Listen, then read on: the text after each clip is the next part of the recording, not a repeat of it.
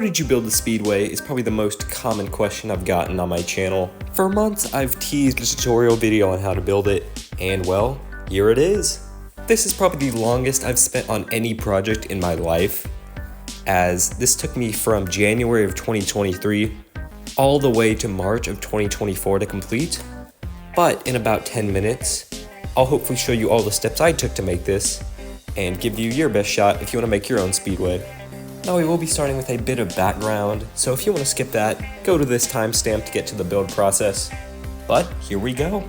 Let me just start this by saying the table that the Speedway sits on was not originally made for cars. I used to be, well, a train guy. But as time went on, my interest in model trains started to fade, and so the layout sat abandoned for a good while. That is until I decided to take off all the models and details on the layout and put them into storage. Funny enough, in my early videos you can actually see the tail end of this, as the shed in the background was a shed that was featured on the layout. But going back a little bit, I had a blank table and didn't really have any idea what to do with it. That was until one fateful day. Hello YouTube, welcome to the first video on this channel. Since then, cars became my new passion, if you couldn't tell by the way.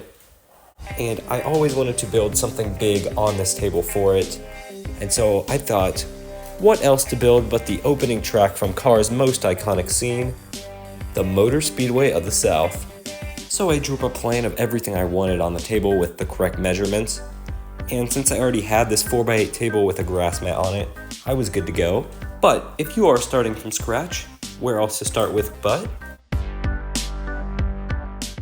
Now the table itself is pretty simple in design. This is a 4x8 sheet of plywood with 4 legs with the angled brace pieces on all corners, as well as some bracing pieces in the middle to support the weight of anything you put on it, all screwed together. And please do be careful using any power tools or cutting wood. The next step once the table itself is completed is to staple on a grass mat. I believe I used a 10x5 sheet that I bought at Hobby Lobby, and stapled all the corners down, as well as some staples on all sides to make sure that is nice and snug. And once that was all on, I made sure the whole surface was clean. Now it was time for... To make the shape of the track, I bought a 4x8 sheet of foam board at Home Depot, cut out some arcs of about how wide I'd want the bank curves to be, as well as the straightaways. And this part for the banked curve was a bit tough, as once I had the arc, I kind of had to cut from opposite corner to opposite corner to get the curve down. And you should end up with a lot of excess, so be aware of that. From there, I hot glued some sturdy construction paper to the flat surfaces I'd made on the boards, and then spray painted those a mixture of black and gray to create the right asphalt color. And never spray paint inside, and always wear proper face coverings, because you don't want to breathe that stuff in.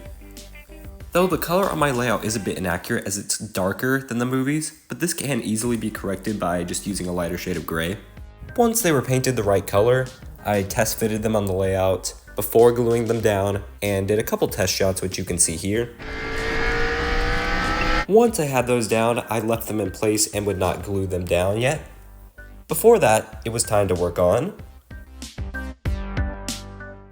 The base of my pit road is just a black poster board that you can buy at really any craft store, and you can pick a different size depending on what you want your pit road to be. Once I found a spot for it that I liked, I glued it down, and then took a yellow sheet of construction paper and cut out some yellow lines to form the pit box areas, as well as took some cardboard to make that pit wall. Once that was where I wanted it, then I glued down the track, and once the track was all one solid piece, I cut out some paper to make the guard wall, and printed out some Piston Cup and Motor Speedway of the South decals, which can be found on Google pretty easily. The next detail added was the flag stand, which was made with some foam pieces with paper glued on the outside, and some more Motor Speedway of the South logos to fit. Smaller details like the checkered start-finish line and the yellow line that goes around the Speedway were made in similar methods. The next big bit was the garages with all the sponsor logos. This was made out of using a bunch of cardboard, mainly cereal boxes, that I would then cut out to the right size, then glue paper on the top of their surface, and then put the sponsor decals on top, and that was glued down. Now this next bit was the most tedious of the whole project, but it just makes it look so clean in the end, and that of course is...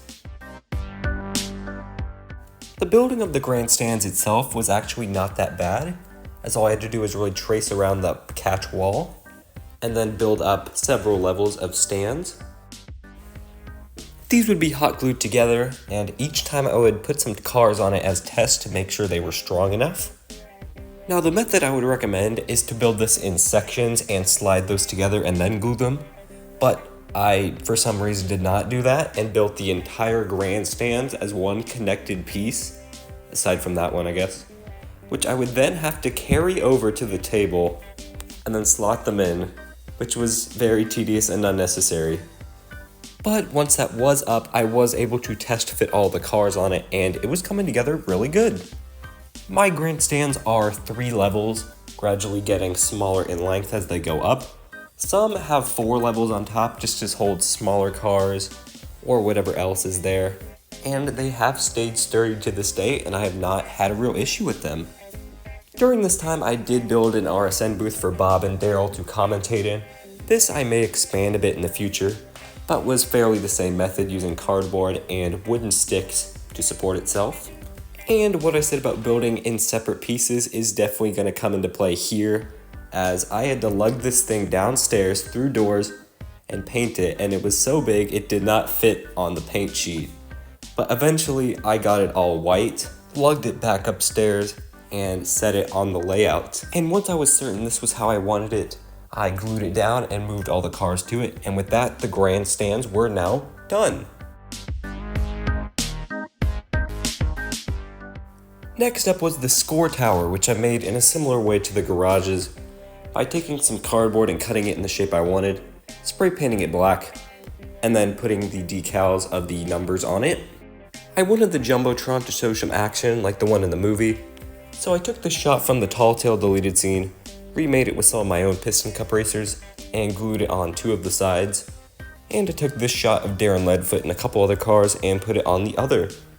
Next, I took some popsicle sticks, painted them white, and glued those in some of the grassy infield areas so some fans can sit up and close with the action. From there, I took some decals of the Motor Speedway of the South text, some Piston Cup logos, and a Dynaco 400 logo, and glued those around in those big areas as accurate in the movie. From here, everything was pretty much done. I was already taking some test shots that were looking really good, but one thing was missing. The catch fence. I wasn't really sure what to use for these, so I pretty much postponed this part as long as I could until... At the time, Piston Cup Productions was starting his remake of Racing Like a Fireball and asked me if I was willing to redo the opening scene with a Piston Cup montage, and of course I said yes. These are some test shots you're seeing now of what it would have looked like. By the way, check out the movie, it's literally amazing. So to make this scene look as great as possible, I had to make sure this layout was finished and decked out. I made some custom crew chief stands for some of the wide shots of pit road, which I think turned out pretty well, as well as a custom headset Fabulous Lightning McQueen. But for that catch fence, I still didn't know what to use. I figured wood would look a little too choppy, but then, like an angel from above, my friend Porky sent me catch fence files he designed himself. And these were amazing. These were probably the best thing I could have possibly used. I printed a whole bunch of them out over a couple days. I think there's like 40 in total. And for the fencing itself, the GOAT, the car shifter, guided me to use chicken wire fence. So I went down the street to the local hardware store. Whoa, boys. The last piece. I cut it to the right size, which I believe was about 5 inches tall, and just cut down the whole strip and then trimmed off the excess once I had wrapped it all the way around. And this did give me a ton of excess, so be aware of that. The fence and fence posts were all spray painted white. They were hot glued to the layout. And once they were up, the Motor Speedway of the South was done. From here, I would film all my scenes for Racing Like a Fireball, and if you're curious on some of the behind the scenes stuff, I highly recommend you check out the BTS video on his channel, but here are some scenes that just didn't quite make it. So, yeah, quite the race, huh? Sure. Yeah. Frog. Yeah, I'm gonna go.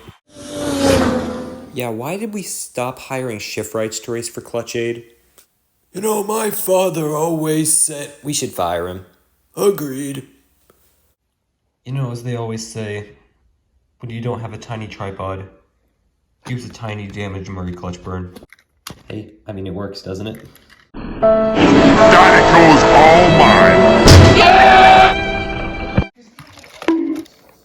With that, here are some beta shots of Cruise inside of Mac with the car shifter decals, as well as the outside one. This was before I was able to get the Cruise hauler. And here's the comparison between the rough draft and final shots with that custom crew chief Lightning McQueen sitting there in the corner. And that's really all I have for you all. To those of you who waited all this time for this video, thank you for your continued patience. This is probably one of the favorite videos I've ever made, and hopefully you can use the steps in this video to build your own Speedway layout. If you enjoyed, consider subscribing for more cars content. And with that, thank you all for watching, and I'll see you next time.